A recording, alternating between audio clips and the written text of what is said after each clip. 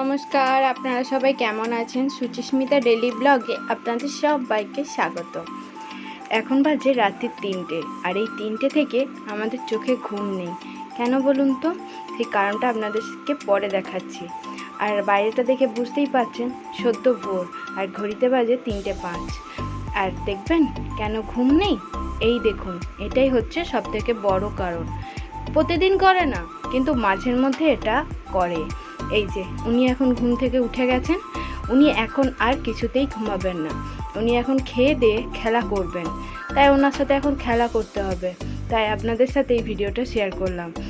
আগেও না এরকম করতো, যখন ও 1-1.5 মাসের ছিল, আর এখন তো করাটা কমে গেছে। তাই মাঝে সাঝে ওই অভ্যাসটা ফিরে আসে ওর মধ্যে। সেটাই আজকে আপনাদের সাথে শেয়ার করলাম। তখন তো আমি ভিডিওটা করতাম না, তা না হলে আপনাদেরকে সেটাও শেয়ার করতাম। এই দেখুন, উনি এখন খেলবেন, চোখে কিন্তু ঘুম আছে, কিন্তু উনি এখন ঘুমাবেন না। মাকে জ্বালাতে হবে না। ওই দেখুন কেমন হাই তুলছে, তবুও ওনার চোখে এখনও ঘুম নেই। আর সাইডে মা ঘুমাচ্ছে। মা না ওকে নিয়ে ঘুম পাড়িয়ে দেয়, কিন্তু ও আজকে কিছুতেই ঘুমাচ্ছে না। মা অনেক চেষ্টা করলো, তারপর মাকে বললো, মা তুমি ঘুমাও, আমি এখন জেগে আছি। তো তাই আমি ওর সাথে এখন জেগে জেগে খেলা করছি। মা এখন শুলো।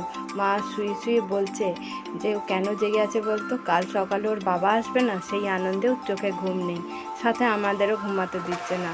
আর বললাম, তুমি ঠিকই বলেছো, আনন্দের ঠেলায় আমাদেরও ঘুম গেছে চোটে। আর ওই যে খেলনাটার দিকে তাকিয়ে আছে। আবার নতুন খেলনাও আসছে, বাবা ওই খেলনাটা নিয়ে আসবে। এটা তো ওর পিসিমণি দিয়ে গেছিল, ওটা ওর ছোটদা কিনেছে। তো তাড়াতাড়ি হয়তো ওর ঘুম ভাঙতো না। ওই যে পটি করে দিয়েছে, জানেন তো, ওর ছোটোর থেকেই অভ্যাস। ও যদি প্যাম্পাস পরাবার পর ও যদি পটি করে দেয় না, ওই প্যাম্পাসটা তখনই খুলতে হবে, তা না হলেই মুশকিল। আর ও চিৎকার করবে। আর ওইটা সঙ্গে সঙ্গে খুলে দিলে ও চুপচাপ থাকবে, তাই খুলে দিলাম। আর ওটা যদি আমি প্রথমে পড়াই, তারপরেও যদি ও সঙ্গে সঙ্গেই পটি করে, সঙ্গে সঙ্গেই আমাকে ওটা খুলে ফেলে দিতে হবে। পয়সাটা আমরা কিভাবে জলে দিচ্ছি বুঝতেই পারছেন? আমরা প্রত্যেক দিন এরকমভাবে পয়সাগুলো বালতিতে ফেলছি। যাই হোক, কিছু তো করার নেই, করতেই হবে। তো এখন গুড মর্নিং সবাইকে। সকালবেলাতে এখন বিছানাগুলো পরিষ্কার করে নিচ্ছি। তো ওই যে বিছানা এখন তুলে নিচ্ছি। আর জানেন তো, সকালের দিকে না আমার ঘুমটা ভাঙতেই চাইছিল না, কিন্তু ওনার টাইমলি সব কিছু, তো উনি ঘুম থেকে উঠেই গেছেন। তো তাই আমিও উঠে পড়লাম, আর এখন নিচ্ছি বিছানাগুলো পরিষ্কার করে।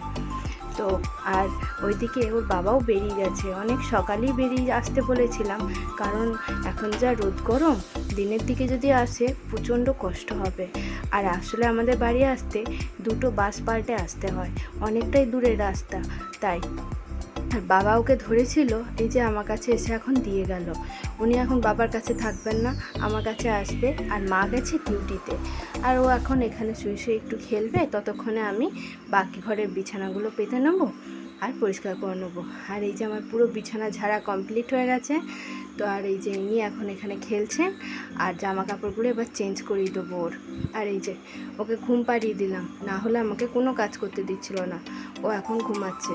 আর দিয়ে বাইরের ঘরে বিছানার চাদরটা পাল্টে দিলাম, আর মায়েদের ঘরেও বিছানার চাদরটা পাল্টে পেতে দিলাম। এই যে সব ঘরের চাদরগুলোই পাল্টে দিয়েছি। জানেন, কালকে তো আমাদের ঘরে চাদরটা পাল্টেইছি, আজকে এই 2টো ঘরে চাদর পাল্টে দিয়েছি। তো আমার এখন স্নান হয়ে গেছে, আর ওর বাবাও কিন্তু চলে এসছে, অনেকক্ষণ আগেই চলে এসছে। ওর বাবা এখন গেছে স্নান করতে, আর বাবু স্নান টান করে খাওয়া দাওয়া করে এখন এ ঘরে ঘুমাচ্ছে। তো এবার ও ঘুমাতে ঘুমাতে আমরাও খাওয়া দাওয়া করে নেব। তো এখন বাজে 1:30। আর এদিকে ওর বাবা স্নান করে বেরোবার পরই আমরা সবাই খেয়ে দিয়ে নেব। ও ঘুমাতে ঘুমাতেই আমাদের খেয়ে নিতে হবে। আমাদের সবার লাঞ্চ করা কমপ্লিট হয়ে গেছে, আর এখানেই কাপড় জামাগুলো এখনও শুকায়নি, সেই জন্য শুকাচ্ছে।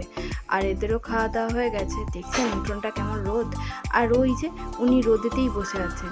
আর ওইখানে যে কালো ছাগলটাকে থাকতো, ওনাকে পিড়েতে বেঁধে দিয়েছে যাতে রোদ না লাগে। আর এই যে উনি ভাবছেন আমি ওনাকে কিছু খেতে দেব, কিন্তু আজকে আর বেরোবো না, যা রোদ, প্রচণ্ড রোদ উঠেছে জানেন, আর খুব গরম করছে। অবশ্য বাবু, তখন বললাম না ও ঘুমাচ্ছে, ও কিন্তু ঘুম থেকে উঠে গেছিলো।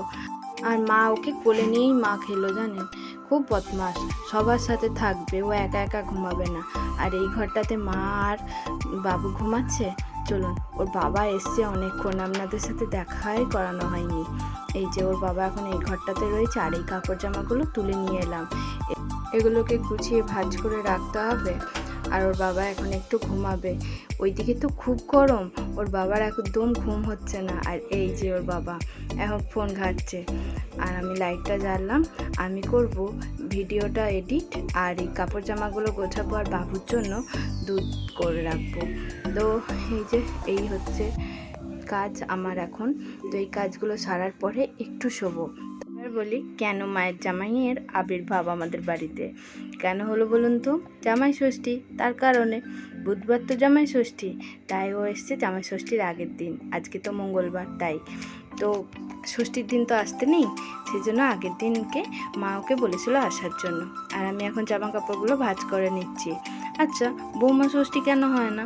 অবশ্য অনেকজন এখন দিচ্ছে বৌমাকে ষষ্ঠী, এগুলো হওয়াও তো ভালো, বলুন, ভালোও লাগে, নিজেদেরও তো মনে হয় কেন আমাদের জন্য কিছু করা হয় না, তাই না? মায়ের অবশ্য এবছর ষষ্ঠী নেই, কারণ কি বলুন তো, মায়ের তো মা মারা গেছে, মানে আমার দিদা তো মারা গেছে, তো সেই জন্য মায়ের এবছর অসহজ। কিন্তু মা তাও ওকে বলেছে আসার জন্য, ফোঁটাটা দেবে না কিন্তু খাওয়া দাওয়া তো আছে। তাই আসলে কি বলুন তো, রথ দেখা কলা গাছা দুটোই হবে, সেই জন্যই আরও আসা, মানে আসছে ষষ্ঠী হিসাবে, কিন্তু ছেলেকেও দেখা হবে, এটাই হচ্ছে সব থেকে বড় কারণ। এই যে শাড়িটা দেখছেন, এই শাড়িটা না আমার খুব ভালো লাগে জানেন, এটা অবশ্য আমি আমার মাইমার কাছ থেকেই নিয়েছি, আর একদম পিওর সুতির শাড়ি, পরলে পারো গায়েতে একদম ভালোভাবে বসে যায়। আর আমার এই শাড়িগুলো না খুব ভালো লাগে, এরকম আমার একটা মায়েরও শাড়ি আছে, আমি বলেই দিয়েছি আমি কিন্তু এই শাড়িটা নিয়ে চলেই যাব।